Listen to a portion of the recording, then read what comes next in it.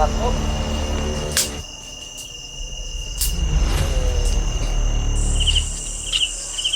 kayong iniinom nila. Yun tol. So pagpalang gabi sa ating lahat. Siyempre nandito pa rin tayo sa area tol.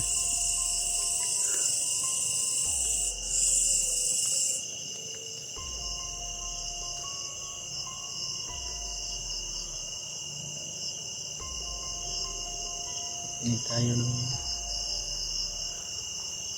bantayan natin yung sarili natin tol. Wala tayong kasama.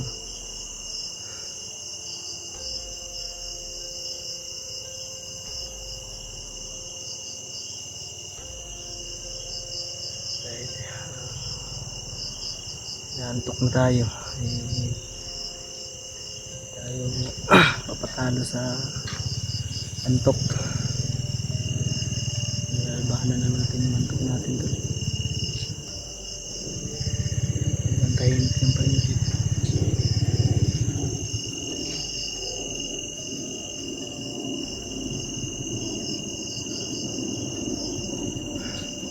Kuya Bads tol nakita natin yung upload nila Kuya Bads. Nakontak natin sila Kuya Bads tol.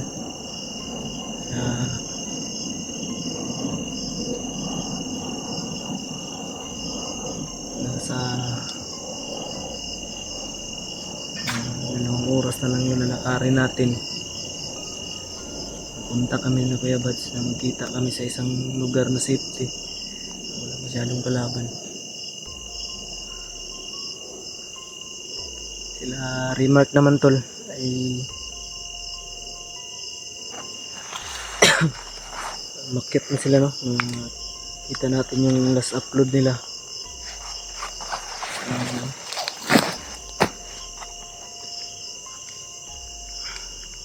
Makit na si Julio at si Remark para tutulong sa atin na iligtas si Totoy. Si AJ at si Mascaraboy naman tol baka magkita kami dito location dito sa area. Mascaraboy iwan ko may natira pa ba sa dala niyang pagkain para sa akin. Baka naubos niya yan tol kasi magtatatlong araw na siguro.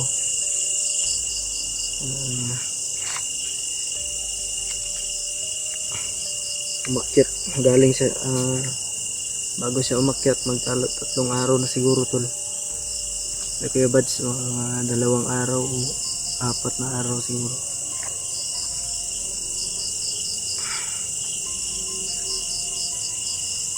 Sana nga tol magkita na natin sila tol makahingi tayo ng pagkain.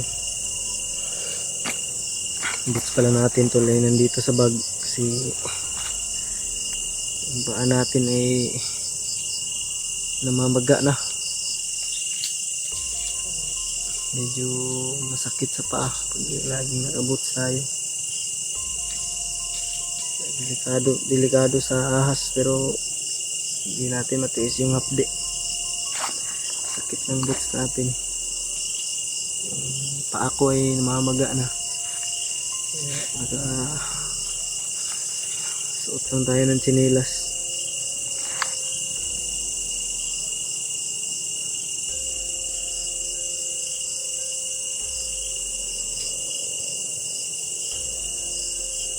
Narinig pala natin dul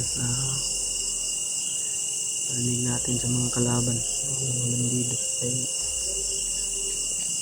si Totoy ay nilipat doon nila sa kanilang tawag dito, nilipat nila sa hideout nila sa kabilang kampo nila. Sana tuloy pagdasal nyo ako at buong team natin na sana'y walang mangyari sa kanila.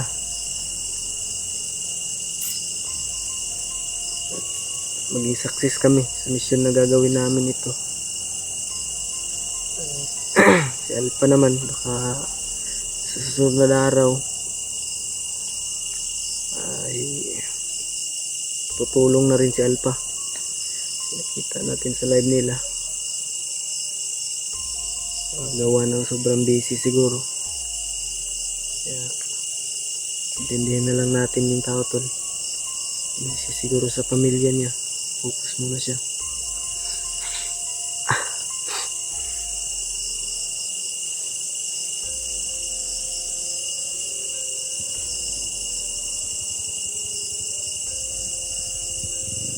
Medyo tahimik naman yung paligid.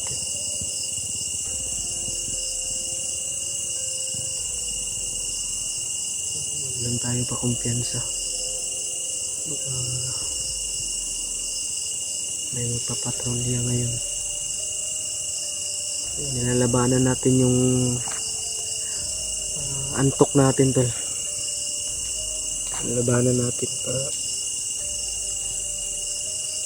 lagi tayong mapagmatsyag o doble ingat. Mahirap na natin alam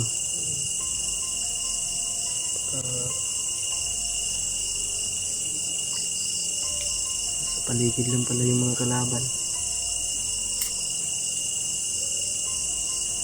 Kahit pa paano ay nakakaraos naman tayo ng kain. Sobrang payat ko na yung kinakain natin ay saging at niyog. Inadaanan tayong prutas. Mumukha na tayong unggoy nito tol. At sabi pala nakita natin sa ano natin tol, sa YouTube natin. Sabi ni YouTube ay maraming tawag dito,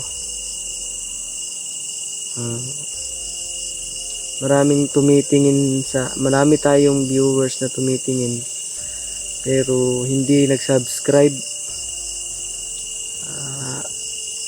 Yung sabi sa YouTube tol, yung ano natin,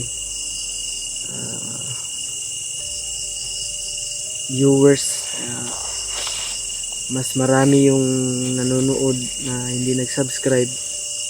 Kaya ako po ay humihingi tol tulong sa inyo sa hindi pa nakasubscribe dyan. Pakisubscribe ng channel natin tol. Ako po ay humihingi ng pabor sa inyo. Sana sa mga taga-panood natin dyan, mahal na mahal ko kayo tol. Isa lang ang hiling ko sa inyo, sana subscribe po tol, no? Sa hindi pa nakasubscribe dyan sa ating channel, i-like, i-share, i-subscribe para lagi po kayong mangunguna pag meron tayong bagong i-upload na video. Yun yung hinihiling ko sa inyo tol, kasi yung pangdagdag sa ating subscriber at viewers, ayun yung ang ma-earn natin dito tol na pera ay hindi naman masyadong kalakihan. Yun po yung ginagamit ko na magsimula sa ganitong larangan. Kaya sa mga hindi nakasubscribe dyan tol, pakisubscribe, no? Kinikita natin dito sa YouTube, binibili natin ng bigas kada buwan sa lula natin. Pinapadala lang natin sa pinsan ko na malapit kay lola. Sa pinsan ko na lang sinisend yung pera. Si lola na yan yung magbili ng bumibili ng bigas. Minsan sa isang buwan ay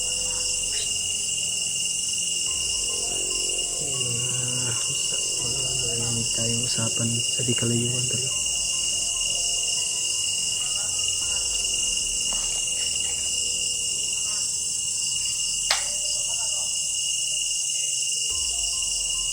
Yan yung pera na kikitain natin dito sa YouTube tol. Ay, yun po yung patutunguhan tol, no? Lalo na sa araw-araw nating ginagasto, lalo na kay Kuya Buds. Doon ako tumutuloy.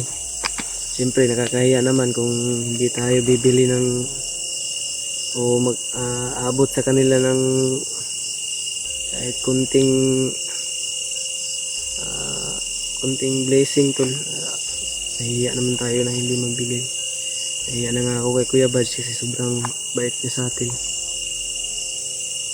Pero sabi ni Kuya Buds sa akin na kung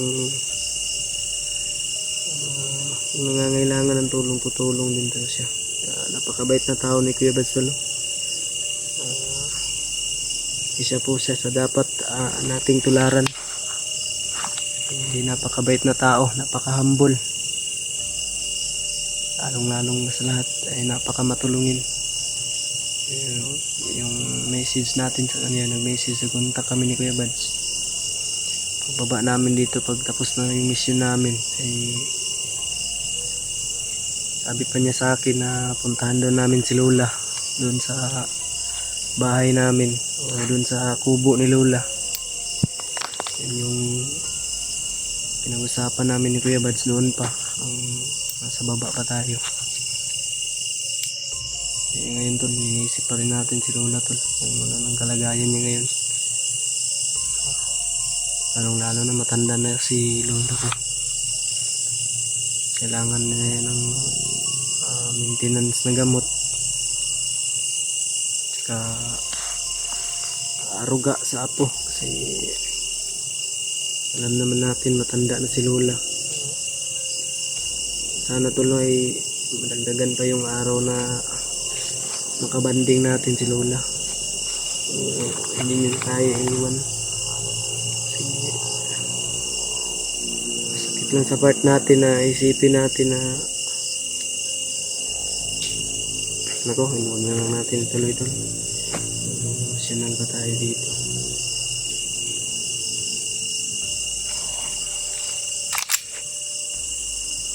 Para may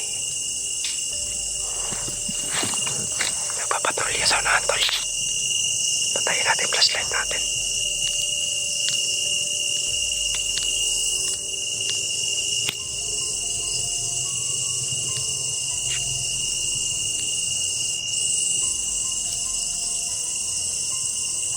Parang nagpapatrolya sa unahan.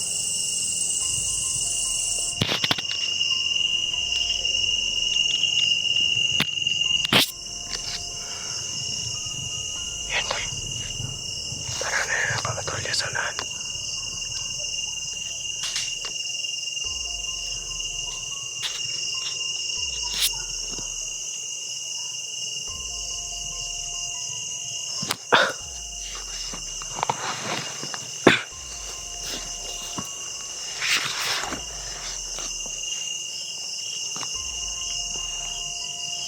Yan tol.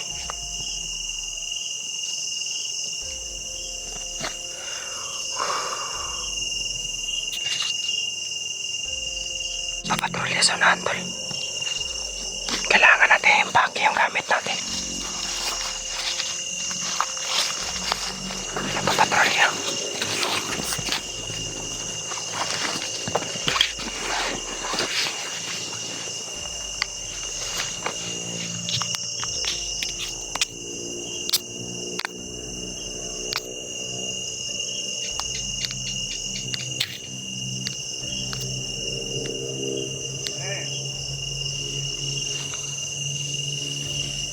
Ang dami.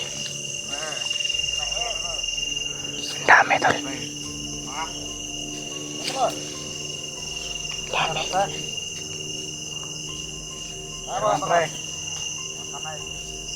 May ano dito? Tingnan mo. Dito tayo na-assign. Tegas ka rin. Ano dito? Huwag kayo tawa-tawa dyan. Dami tol. Saan yan? Patop.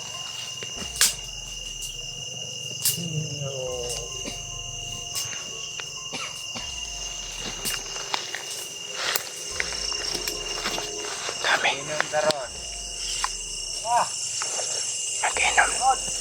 Mag-inom na sila tol.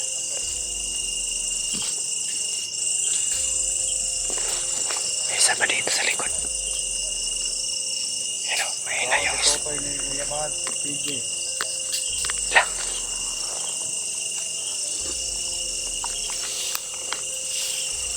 Sigitason si Totoy o Totoy Kuya lang. Bad.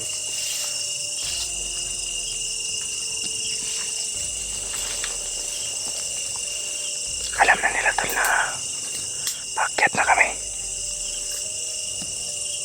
At ang pakay namin ay si Totoy na mabawi sa kanila. Inong karon mo de. Kamalap sa karon. Namin nila dito. Oh. Ano?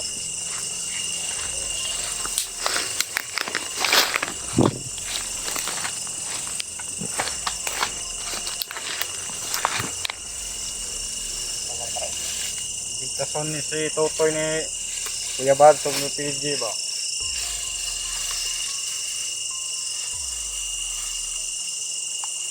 Kaya ginagawa nila tol. Atawag mo lang sa stamp ko. Kumara. Sangat. Ako na pakay nila tol.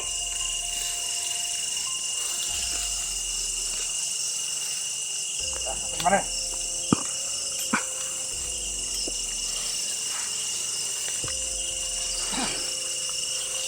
Dami nila tol.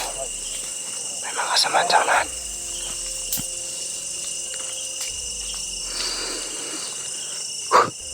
Diyos ko Lord. Tulong.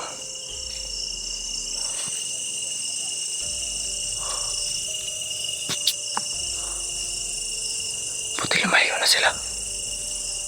Hindi tayo magtatagal ito tol. Lilipat tayo ng spot. O mapagpalipasan ng gabi. Kasi delikado dito. Pulutan daw. Tayo magtatagal dito tol. Delikado.